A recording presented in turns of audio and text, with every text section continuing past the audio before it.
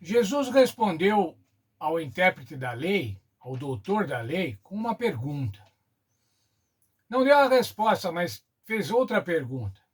Como é que está escrito? O que é que você entende? Como você entende o que está escrito? Olha, isso era um grande desafio para o doutor da lei. O doutor da lei sabia o que estava escrito. Afinal de contas, ele era doutor da lei. Ele interpretava a lei e sabia exatamente o que estava escrito. E assim foi a resposta, conforme está em Lucas 10, os versos 27, verso 27.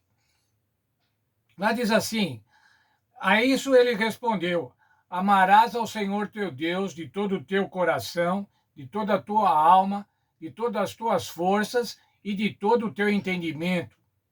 E amarás ao teu próximo como a ti mesmo. Veja, irmãos, a resposta estava absolutamente correta. Letra por letra, ele estava se lembrando do que estava escrito lá em Deuteronômio, do que estava escrito em Levítico, do que estava escrito na lei. Ele conhecia, ele era o intérprete da lei. Então Jesus lhe respondeu, estou lendo agora o verso 28. Respondesse corretamente: faze isso e viverás. Mas então espera um pouco. Faze isso e viverás. Não quer dizer que somente conhecer intelectualmente o que está escrito na lei, mas você deve também praticar. Fazer. Fazer para viver.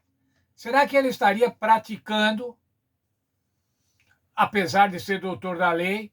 Ainda sendo doutor da lei e conhecendo tudo, será que isso era a prática na vida dele? Quase sempre nós sabemos as respostas, irmãos. Sabemos as respostas como elas estão na Bíblia. Sabemos a teoria. Sabemos a teologia. Mas essa teologia, essa teoria, isso está na nossa prática diária de vida, isso expressa a nossa maneira de viver. Vamos ver um texto da lição. Para a maioria dos crentes, dar as respostas certas sobre a doutrina e a fé não é tão difícil. Em vez disto, o desafio está em fazer o que sabem que é certo e seguir aquilo em quem acreditam. Embora saibam o suficiente para serem salvos, muitos estarão perdidos por não obedecer à verdade que conhecem. Essa questão é muito séria. Somente saber que deve amar a Deus e ao próximo não é suficiente. É necessário praticar. Veja, irmãos, tem uma frase aqui nesse parágrafo que me deixou preocupado. Embora saibam o suficiente para serem salvos, muitos estarão perdidos por não obedecer à verdade a que conhecem. Sabe, irmãos, conhecemos a verdade? Penso que sim. O Espírito Santo nos tem iluminado para que conheçamos a verdade, para que conheçamos a palavra de Deus. Nós da Igreja Adventista costumamos dizer que temos a verdade. Ora, que coisa boa, irmãos, ter a verdade. Graças a Deus que temos a verdade. Agora eu pergunto para cada um de nós: temos praticado a verdade? Temos honrado essa verdade que nos foi confiada pelo Espírito Santo? Cristianismo não é um posicionamento teórico, intelectual. Não é conhecimento somente. Cristianismo é expresso em atitudes e obras. Vamos ver o que o apóstolo Tiago fala no livro de Tiago, capítulo 2, versos 17 a 22. Assim também a fé, se não tiver obras, por si só está morta. Sabe o que está dizendo esse verso, irmão? Está dizendo o seguinte: sem um comportamento prático, a fé é inútil. A fé tem que se expressar de alguma maneira, e não é no discurso. A fé se expressa nas nossas atitudes. Mas alguém dirá: tu tens fé e eu tenho obras. Mostra-me essa tua fé sem obras, e eu com as obras te mostrarei a minha fé. As obras evidenciam a fé, demonstram a fé, apresentam a fé. Não há outra maneira de apresentar a fé, irmão, senão a nossa atitude comportamental. Como é que nos comportamos nós que agora temos a fé no Senhor Jesus? Crê tu que Deus é um só, fazes bem. Até os demônios creem e tremem. Queres ficar certo, ó homem insensato, de que a fé sem obras é inoperante? As obras, irmãos, é a parte operacional da nossa fé. Ela que mostra realmente se temos fé. As obras mostram se temos fé. Não foi por obras que Abraão, nosso pai, foi justificado quando ofereceu sobre o altar o próprio filho Isaque. Meus irmãos, Abraão era um homem de fé, era o pai da fé. Mas como é que ele demonstrou isso? Demonstrou saindo de onde ele estava, indo para Deus, onde ia mandá-lo, sem saber para onde ia.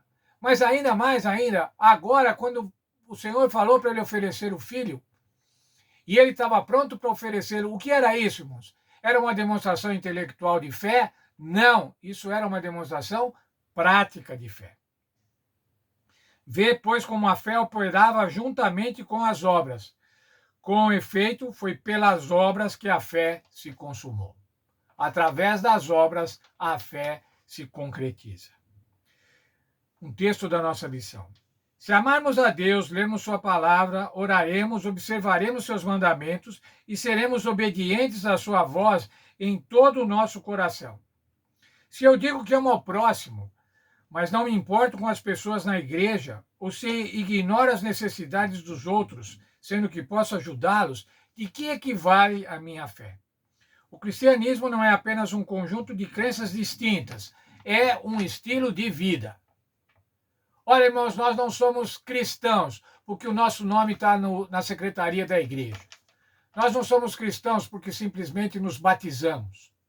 Nós somos cristãos quando mostramos na nossa vida que amamos a Deus e que amamos ao próximo. O cristianismo tem que ser autêntico. Um cristianismo meramente intelectual, ele é cínico, ele é mentiroso.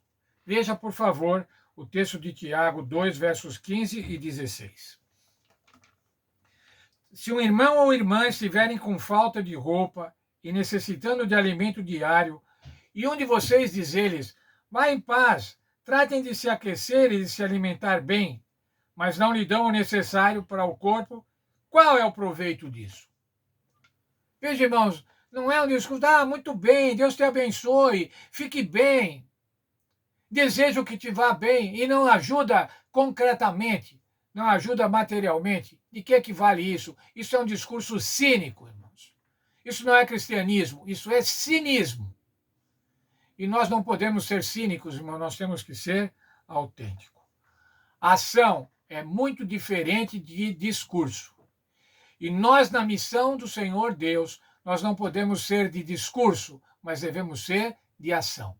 Que Deus abençoe a cada um de nós e que a nossa missão seja uma ação missionária, não um discurso missionário. Sejam atos de amor, não discurso de amor. Que Deus abençoe cada um de nós e que a gente possa entender plenamente isso. Na lição de amanhã vamos ver o que Jesus disse com relação ao próximo. Quem são os nossos próximos?